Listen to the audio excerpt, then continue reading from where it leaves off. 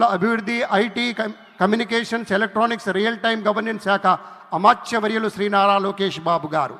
బాబు గారి తనయుడిగా కాదు, వారి యొక్క ఆలోచనలకు తనయుడుగా అన్నట్టుగా ఈ రాష్ట్ర అభివృద్ధికి కట్టుబడి నిబద్ధతతో కృషి చేస్తున్న శ్రీ నారా లోకేష్ గారిని మాట్లాడవలసిందిగా మనవి.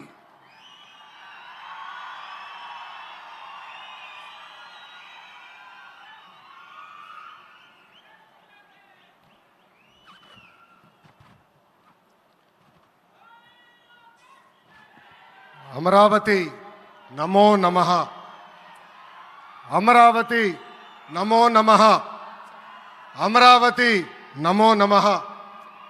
వేదిక మీద ఉన్న ఆర్కిటెక్ట్ ఆఫ్ మోడర్న్ భారత్ గౌరవ ప్రధానమంత్రి నరేంద్ర మోడీ గారికి, మన పేదల నాయకుడు గౌరవ ముఖ్యమంత్రి చంద్రబాబు నాయుడు గారికి, నా అన్న గౌరవ ఉప ముఖ్యమంత్రి పవన్ అన్నకి, వేదిక పైన ఉన్న ఇతర గౌరవ పెద్దలకు, ప్రాణాలు సైతం లెక్క చేయకుండా అమరావతి కోసం పోరాడిన రైతులకు, ప్రజలకు నా హృదయపూర్వక నమస్కారాలు. ముందుగా పహల్గామ్ ఉగ్రవాద దాడిలో చనిపోయిన వారికి నేను నివాళులర్పిస్తున్నా. ఉగ్రవాదుల దాడిలో చనిపోయిన వారి కుటుంబానికి దేశం మొత్తం అండగా నిలబడుతుంది.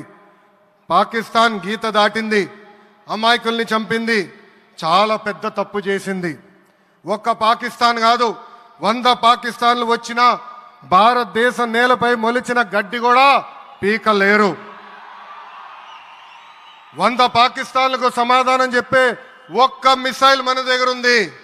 ఆ మిసైల్ ఏంటో తెలుసా? నమో గౌరవ ప్రధానమంత్రి నరేంద్ర మోడీ గారు. సింహం ముందల ఆటలు ఆడకూడదు, ఆడితే ఏమవుతుంది?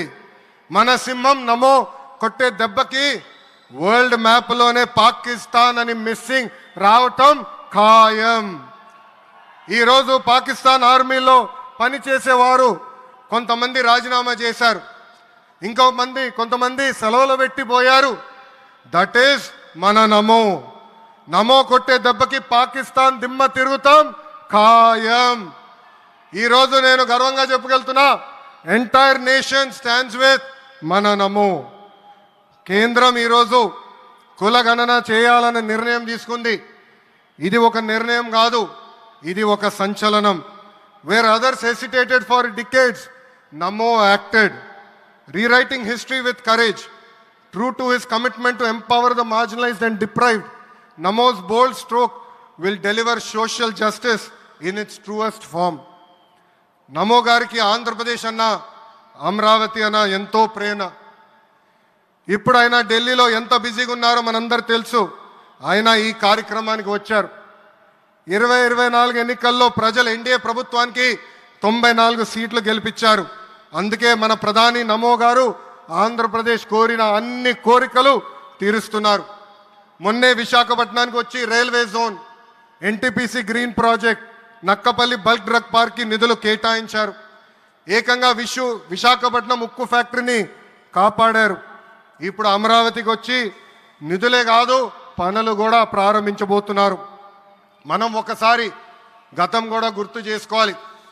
2014లో రాష్ట్ర విభజన జరిగింది. కట్టుబట్టలతో మెడబట్టి మన బయటికి గెంటేశారు. ఎక్కడి నుంచి పరిపాలించాలో తెలియని పరిస్థితి. కానీ మన సిబిఎన్ గారికి సంక్షోభాలు కొత్త కాదు. ఒక పక్కన సంక్షేమం, మరో పక్కన అభివృద్ధి చేసి చూపించారు. అందరి ఆమోదం తెలిపిన తర్వాతనే అమరావతి రాజధానిగా ప్రకటించారు. రైతులు చేసిన త్యాగం వల్ల ఈరోజు అమరావతి ఏర్పడింది. ఒకే రాజధాని, అభివృద్ధి వికేంద్రీకరణ అనే ఎజెండాతో మన ప్రభుత్వం ముందరికెళ్ళింది. రాయలసీమను ఎలక్ట్రానిక్స్, ఆటోమోటివ్, రెన్యూవబుల్ ఎనర్జీ హబ్గా తయారు చేశాం. గోదావరి జిల్లాలో ఆక్వాని పెద్ద ఎత్తున ప్రోత్సహించాం. ఉత్తరాంధ్రలో ఐటీ, ఫార్మా కంపెనీలు కూడా ఆనాడు మనం తీసుకొచ్చాం. కానీ 2019 నుంచి 24 వరకు విధ్వంస పాలన మనం చూసాం. మన సిబిఎన్ పై ఉన్న వ్యక్తిగత కక్షతో అమరావతిని చంపేయాలని చూశారు. ఒక్క ఇటుక కూడా పెట్టకుండా 3 రాజధానులంటూ 5 సంవత్సరాలు గడిపేశారు. 8 ఏళ్ల పిల్లోడి దగ్గర నుంచి 80 సంవత్సరాల వృద్ధుడి వరకు జై అమరావతి అంటూ జెండా బతుకుని రోడ్డు పైకి వచ్చి ధర్నాలు చేస్తాం, పోరాటాలు చేస్తాం, మనందరం చూసాం. జై అమరావతి అన్నందుకు రైతులకి సంఖ్యలు వేశారు. జై అమరావతి అన్నందుకు మహిళా రైతుల్ని పోలీస్ బూటులతో తన్నిచ్చారు. జై అమరావతి అన్నందుకు రైతుల్ని ఏకంగా పేడ్ ఆర్టిస్టులు అన్నారు. ఎన్ని అరాచకాలు చేసినా అమరావతి రైతులు తగ్గేదే లేదన్నారు. 1631 రోజుల పాటు అమరావతి ఉద్యమం కొనసాగింది. 2070 మంది రైతులు చనిపోయారు. సుమారుగా 3000 మంది రైతుల పైన ఆనాటి ప్రభుత్వం దొంగ కేసులు పెట్టింది. ఎన్ని కుట్రలు చేసినా జై అమరావతి అన్న నినాదం ఆపలేకపోయారు. అయినా ఆపేదానికి పీకేదానికి అమరావతి ఎవరో ఇంట్లో పెంచుకున్న మొక్క కాదు, జనం గుండెల్లో దాచుకున్న ప్రజా రాజధాని. అమరావతికి శంకుస్థాపన చేసింది ఎవరు? మన నమో శంకుస్థాపన చేసిన అమరావతి ఆపే దమ్ము ఎవరికి లేదు. 1631 రోజుల పాటు పోరాడి అమరావతిని నిలబెట్టిన రైతులకి నేను ఈరోజు శిరస్సు వంచి నమస్కరిస్తున్నాను. ప్రధాని నమో గారి చేతి మీదుగా అమరావతి పనులు తిరిగి ప్రారంభం అవుతున్నాయి. ఇంకా అమరావతి అన్స్టాపబుల్. అభివృద్ధి వికేంద్రీకరణ అంతే స్పీడ్గా జరిగిపోతుంది. Polavaram, Visakha steel plant, Bhogapuram airport, Prakasam జిల్లాలో CBG plant, Kurnool high court bench, ఇలా అన్ని కార్యక్రమాలు జెట్ స్పీడ్తో జరుగుతాయి. ప్రజాప్రభుత్వం ఏర్పడిన 10 నెలల్లోనే 8 లక్షల కోట్ల పెట్టుబడితో వాటి ద్వారా 5 లక్షల మందికి ఉద్యోగాల అవకాశాలు కల్పించడానికి అనేక నిర్ణయాలు మేము తీసుకున్నాం, ఒప్పందాలు కుదిరించుకున్నాం. అంతేకాదు 16,347 పోస్టులతో మెగా డిఎస్సి నోటిఫికేషన్ కూడా ఇచ్చాం. 5 ఏళ్ళలో ప్రైవేట్ రంగంలో 20 లక్షల ఉద్యోగాలు కల్పించాలని ఒకే ఒక లక్ష్యంతో ఈ ప్రజాప్రభుత్వం పనిచేస్తుంది. ఆంధ్రప్రదేశ్లో ఇప్పుడు డబుల్ ఇంజిన్ సర్కార్ ఉంది. 2 పవర్ఫుల్ ఇంజిన్లు. ఒక పక్కన మన నమో, మరో పక్కన మన సిబిఎన్ గారు.